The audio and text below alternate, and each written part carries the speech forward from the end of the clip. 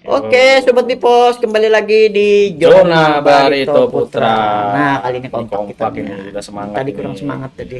Tadi lesu ya. Iya, sesi kedua apa nih, Yan? Kita membahas ini tiket promosi nih untuk persaingan semakin memanas maksudnya untuk tadi tiket kan promosi sudah. ke Liga 1. Oh, iya. Antara Barito, Persipura dan PSS Sleman. Iya, kita kemarin sempat mengira pertandingan ini sampai putaran kedua, Iya, ternyata ada putaran ketiga lagi. ketiga. Wah. Ternyata beda. Cuman ini ada aturan. keuntungan juga bagi Barito yang ada putaran ketiga. Seandainya Ya, habis kan dia otomatis harus play off. Harus Nah, play kalau off, ini kan ada benar. kesempatan bisa langsung nanti kan. Kalau Iya. misalnya tetap di posisi di atas. Tapi Dengan- kan persaingan Iya sih. ketat nih. Pak. Untungnya nih, Yan, PSS Sleman kena sanksi Oh ya. 5 laga kandang, 4 laga kan, dari 5 laga kandang 4 tidak boleh Ada penonton. tanpa penonton. Iya, oh iya. Nah, itu. Termasuk laga melawan Barito ya. Tapi Barito mainnya di Di kandang sendiri sini ya. 17 Mei. Oh, jadi iya, ya masih inilah PSS Sleman masih, tapi sedikit banyak PSS Sleman ya rugi lah ibaratnya Iya, gara-gara gara-gara itu ya. ulah Nah, penonton yang menyemprotkan apar kemarin, malah disanksi oleh ini 4 PSSI pertandingan tidak tanpa- boleh tanpa penonton. sangat merugikan ya. Merugikan itu ya, makanya di 17 menit itu kan harus dicek Setiap benar-benar masuknya. apa ini. Ya, itu perlu kesadaran dari fans supporter Iya, lah ya. kesalahan itu juga Jangan dilaporkan anarkis. ke polisi itu pidana kalau nggak salah oleh manajemen Oh, iya. dari. Oke, kita bahas Barito Kita aja bahas nih karena zona tiket Barito. ya, tiket promosi wilayah timur Liga 2 Championship pemanas. Oke, gimana ya? Barito Putra hadapi Persipura. Berita lengkapnya seperti ini. Persaingan perebutan tiket promosi dari wilayah timur dipastikan langsung memanas sejak awal putaran ketiga Championship musim ini. 3 tim teratas klasmen Persipura Jayapura, Barito Putra, dan PSS Sleman akan saling berhadapan dalam laga-laga krusial yang bisa menentukan arah kompetisi. Saat ini Persipura Jayapura masih memimpin klasmen sementara dengan koleksi 37 poin. Raihan tersebut sama persis dengan Barito Putra yang menempel ketat di posisi runner-up. Sementara PSS Sleman berada di peringkat ketiga dengan selisih 1 angka mengoleksi 36 poin. Pada pekan ke-19, Persipura Jayapura akan bertindak sebagai tuan rumah saat menjamu Barito Putra. Duel syarat gengsi ini dijadwalkan berlangsung pada Minggu 15 Februari siang dan diprediksi menjadi laga penentu puncak klasemen. Sementara tak berhenti di situ, Persipura kembali mendapat ujian berat pada pekan ke-20. Mereka harus bertandang ke markas PSS Sleman. Pertandingan PSS Sleman versus Persipura Jayapura dijadwalkan digelar pada Sabtu 21 Februari malam. Rangkaian pertandingan ini membuat persaingan tiket promosi semakin terbuka. Satu hasil saja bisa mengubah peta klasemen, sekaligus menentukan langkah ketiga tim dalam perburuan promosi musim ini. Persipura Jayapura akan menjamu PSS Barito Putra yang akan dimainkan di Stadion Lukas NMB Jayapura pada Minggu 15 Februari pukul 13.30 WIB. Saat ini Persipura memimpin klasemen sementara grup 2 atau grup timur dengan poin 37 hasil 18 pertandingan. Barito Putra di posisi kedua juga memperoleh poin yang sama tapi kalah secara head to head. Kedua tim mantan kontestan Liga 1 atau sekarang bernama Super League itu bakal kembali bentrok di lapangan hijau.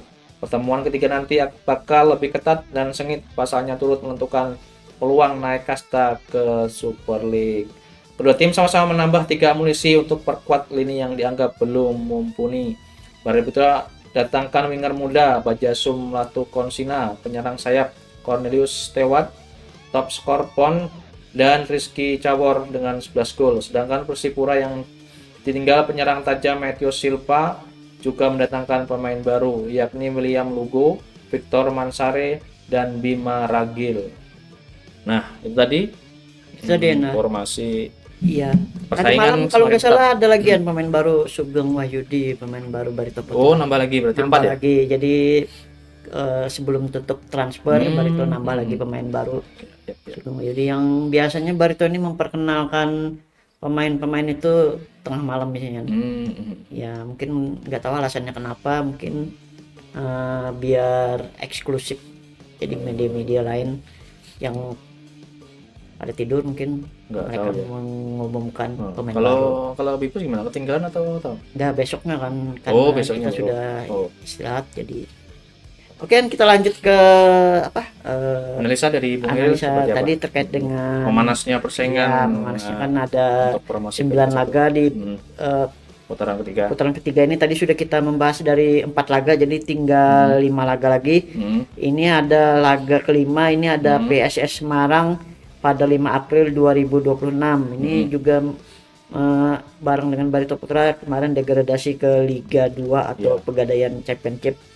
Nah, PSS Semarang ini kan tentu saja kelebihan mereka ini memiliki nama besar dan juga memiliki supporter yang sangat fanatik sama dengan PSS Sleman dan juga Persipura Jayapura.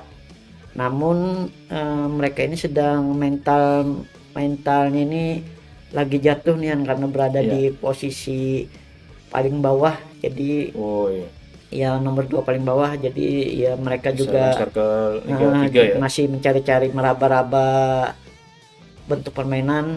Makanya mereka sudah 2 kali ganti pelatih. Kemarin Japri Sasa didatangkan, namun berapa saat kemudian diganti lagi oleh Alfredo Pera. Alfredo Pera ini mantan pelatih Persebaya Surabaya. Jadi Barito Putra ini harus waspada ketika menghadapi PSS Sleman. Mengenai head to headnya kemarin Barito Putra masih tetap unggul, mampu meraih 6 poin, di mana di kandang PSS menang 1-0, di kandang Barito Putra juga menang 1-0. Nah, untuk strategi pelatih tadi ya, tadi Alfredo Pera kan diambil sebagai direktur teknik, tapi dia juga mungkin akan meramu pemain-pemain dari PSS Semarang yang saat ini juga banyak mendatangkan pemain-pemain baru nih.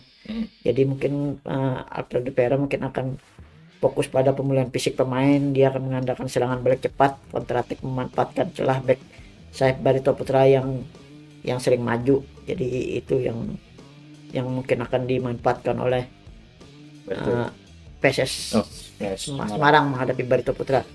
Tapi untuk kemenangan masih tetap saya masih megang Barito ya. Ya, masih melihat Barito Putra memiliki peluang besar, di mana peluang itu cukup besar, malah saya memprediksi sekitar 70% Barito Putra bisa meraih kemenangan.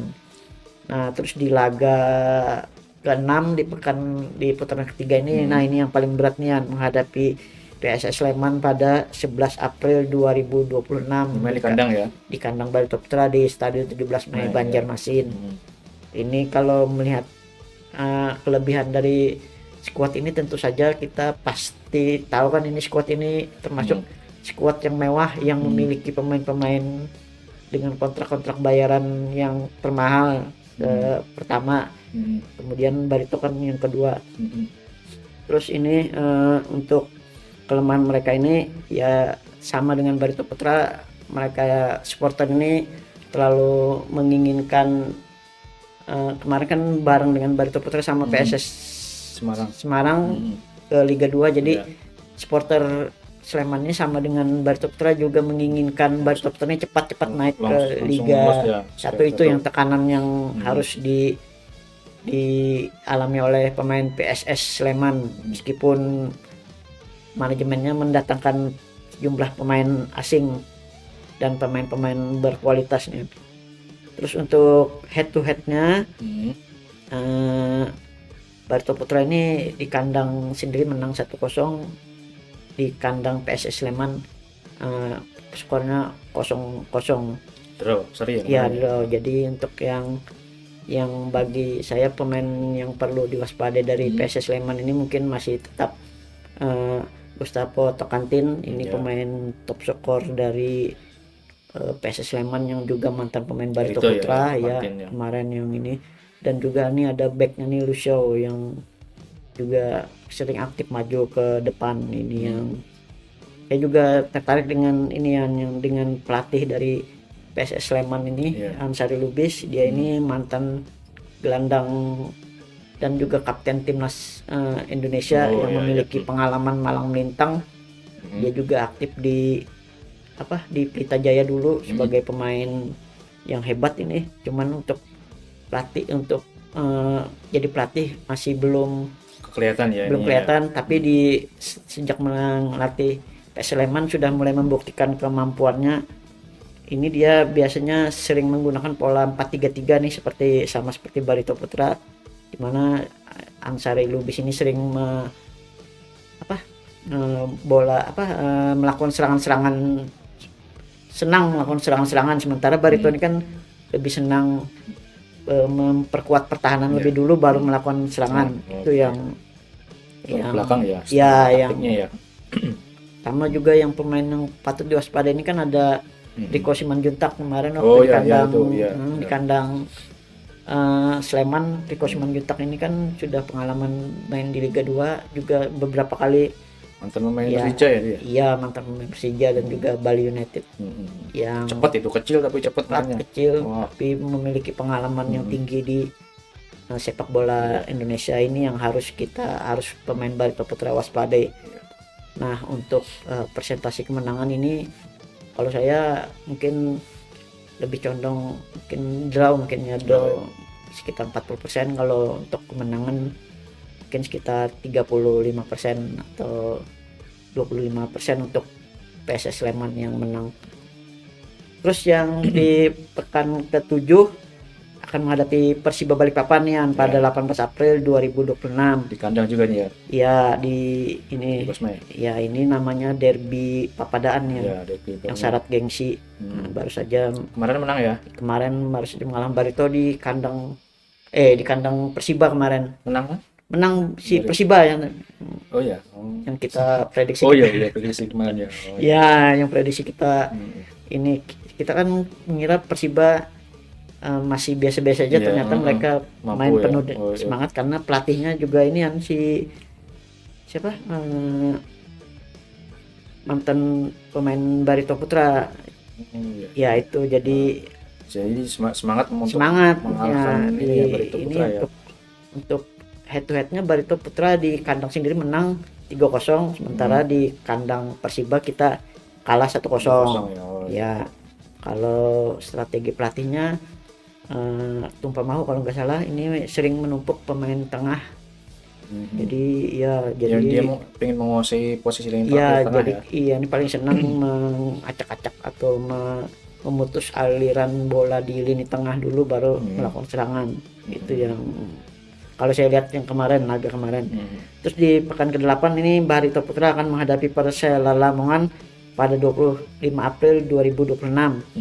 Ini Persela ini ya memiliki, meskipun bukan tim sempat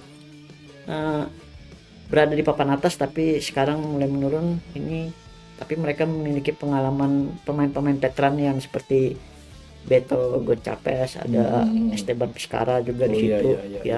Tapi kelemahan mereka itu jelas di fisik, di mana di menit-menit rawan di 75 sampai 90 itu jelas fisik mereka kan, karena banyak pemain veteran tadi ya turun, karena pemainnya hampir 35 tahun ke atas, ada yang 40.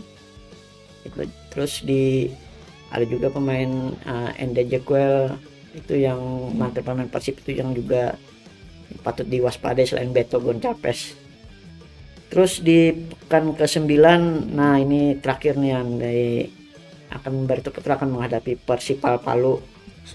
Ya, 2 Mei 2026, di mana ini kemungkinan besar Barito Putra tidak terlalu kesulitan menghadapi Persipal ini.